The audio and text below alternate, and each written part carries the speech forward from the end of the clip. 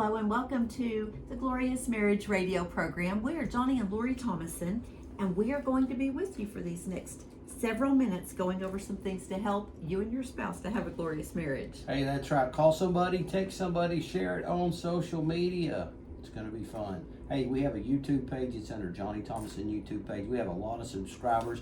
Be sure to like, share, and subscribe that video. And if you're on the Kingdom Keys Network, driving down the road, keep going. You can always go to kingdomkeys.org, go to the podcast page and find Glorious Marriage. That's right. There you will find the audio of every one of these programs. A lot of good meat in these programs. Yes, it is a wealth of information that you can tap into if you just want to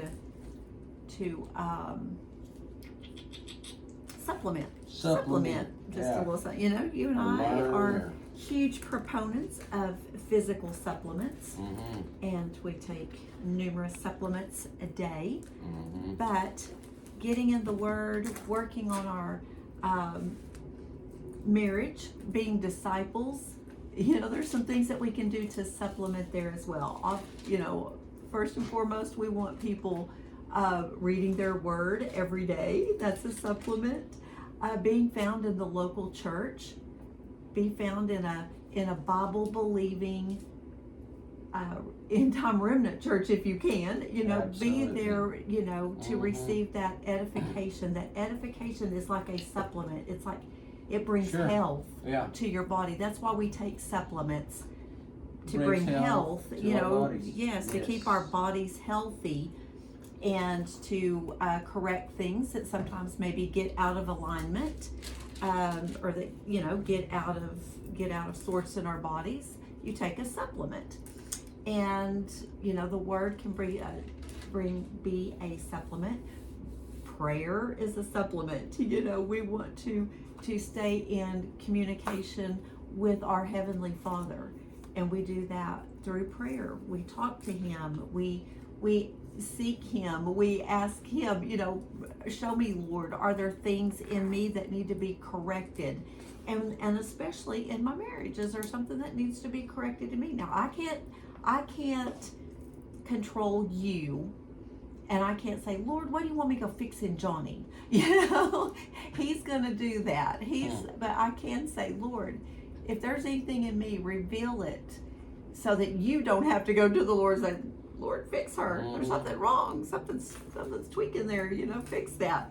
So, but there's a couple of things that I wanted to talk about today.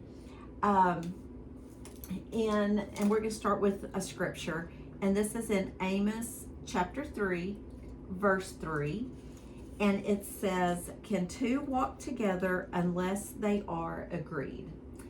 And I would say that answer, if you're going to walk gloriously together, that answer would be no. If you are not in agreement, you're not going to walk gloriously together.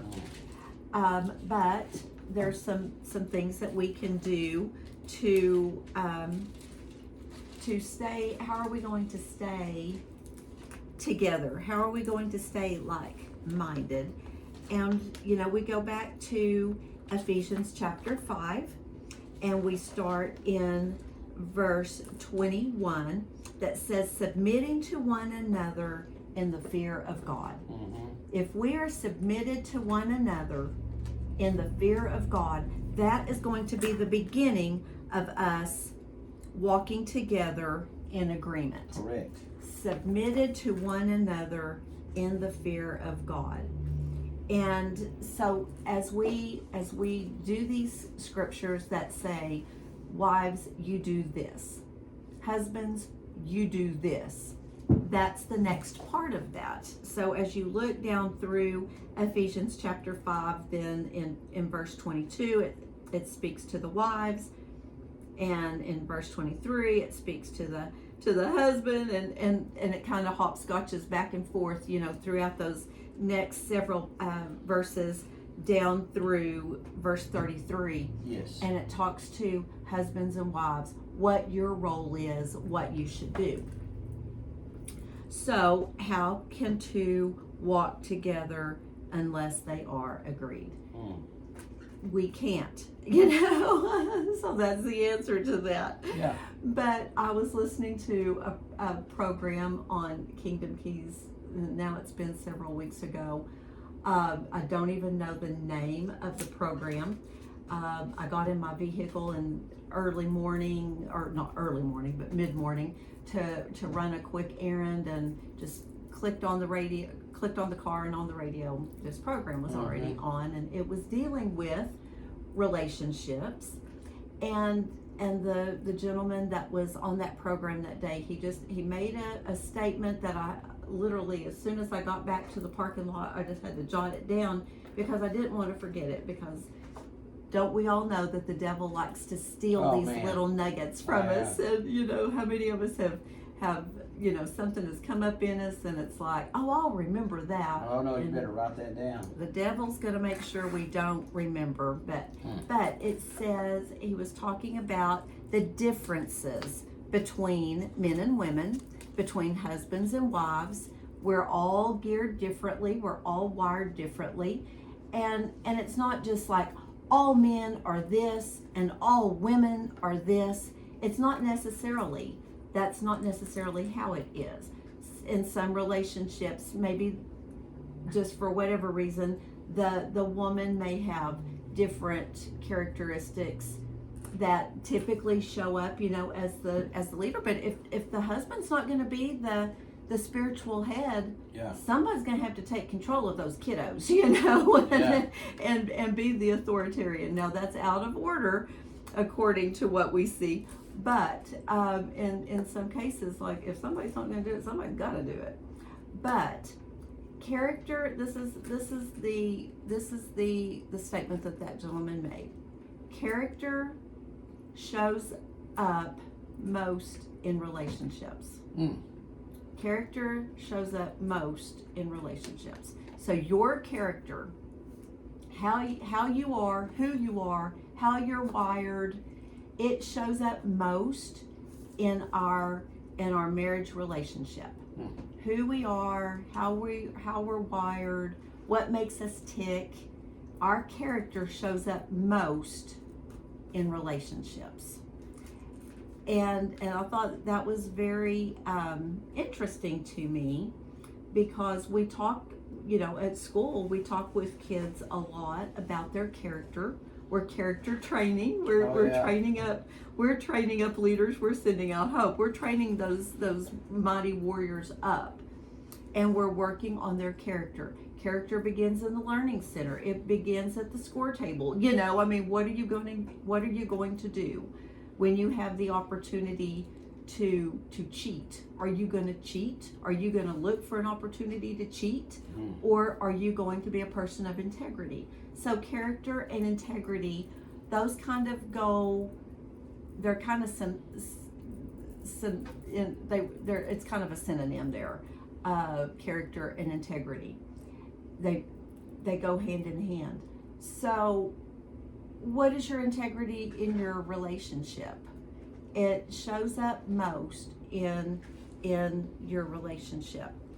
So I have a saying that I say quite frequently: it's always right to do right. Correct. Are we going to do the right thing, or are we going to look for loopholes?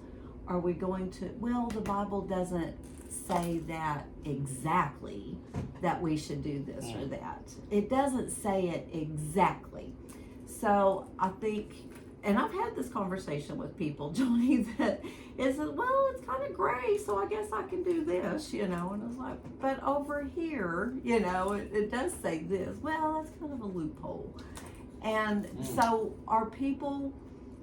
are we reading the Bible? Better not be looking for no loopholes. Exactly. Because chances are, if you're trying to find a loophole, it's not right. You're not reading it with the right heart. Exactly. It's got to be the right heart. It goes back to motives? A character. It's a character condition. It's an integrity. I'm all for working smart. Yeah. And if there's a loophole that'll get you there smart, but it better not be immoral, illegal. Unbiblical. That's right. Yeah. Because it'll flaw your character. Yeah. Because then you'll look shady. Right. That's it. There you you don't go. look shady. There you go. And when you're representing Christ, you don't need to be shady. You need to be light. Yeah. So if you've lost your integrity, it's hard to gain it back. That's the truth right there. And people have relationships I haven't had over the years, man. If you ever mess that integrity up, I mean, it's pretty much it's out of the club, so to speak. Now, if I am forgiving, absolutely, we're going to grant some forgiveness. Sure. I'll say it, but I'm saying you've lost your. But they're marked. They're you marked, know, it's absolutely. like, okay, now I do forgive you. Yeah. But and especially when it's an instance where it has happened repeatedly. If somebody makes a mistake, you're going to forgive them. Okay, that was just a bad judgment call, whatever. But if it's something that habitually keeps happening over and over and over, that's a character flaw. That's a character issue that needs to be corrected. And and like I say, that's where you mark them, and integrity has been marked. So, but we are to be people of integrity. We are to be people of our word. If I give you my word, I'm going to do my best to keep my word. Now, I am I'm in a flesh suit, and sometimes things happen outside of our control, and we can't deliver for whatever reason. Well, yeah, I mean, it just happens once in a while. And so that's when you own it. You go to whoever you gave your word to, and you own it, and you just say, hey, I told you I would do this. I intended to do this. For whatever reason, I couldn't. Things were out of my control, whatever. I dropped the ball. Whatever it is, just own it. But be a person of your word. Especially in your marriage relationship with your husbands and wives and with your being a parent. Yeah. If you've dropped it with your children, you need to tell them, hey guys, I messed up. I dropped the ball. Yeah. Just admit it. If you tell them you're going to do something, do it. You need to do your very best. Parents are bad about that. To make it happen. And don't just throw out because, and I've been guilty of this. It's to pacify a moment. Yes. You'll say something. In the moment, you have the best of intentions. Sure, we can do that. Yeah, sure. But when I've done that, I'm usually distracted. I may not have all the facts of what the kids are asking of me. It's going to entail this, and this, and I may not have all the facts. Who all's going to be there? What are the plans? How's it going to be executed? Whatever. And so I say, oh yeah, sure. But then later you get, oh, now wait a minute. Now I didn't know this was going to be going on, and I didn't know that it was going to have this requirement or that requirement or whatever. So no, now my answer is no. So it does look like that, yes, I went back on my word, but I didn't have all the information. So I've tried to learn over the years, and my girls caught on to this pretty quick. We'll see became my mantra. We'll see. And see, that's what a lot of times kids will take that "we'll see" as a yes. So I always have the tendency to say no. Yeah. So just that's flat out that's where I learned my lesson, and because if maybe we'll see, let me think about it. Grandkids, when they ask me that, I just tell them no.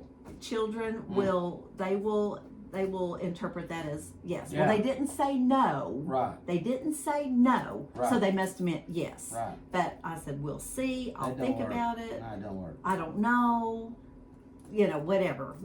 So I think it's very interesting to let your yes be yes and your no be no.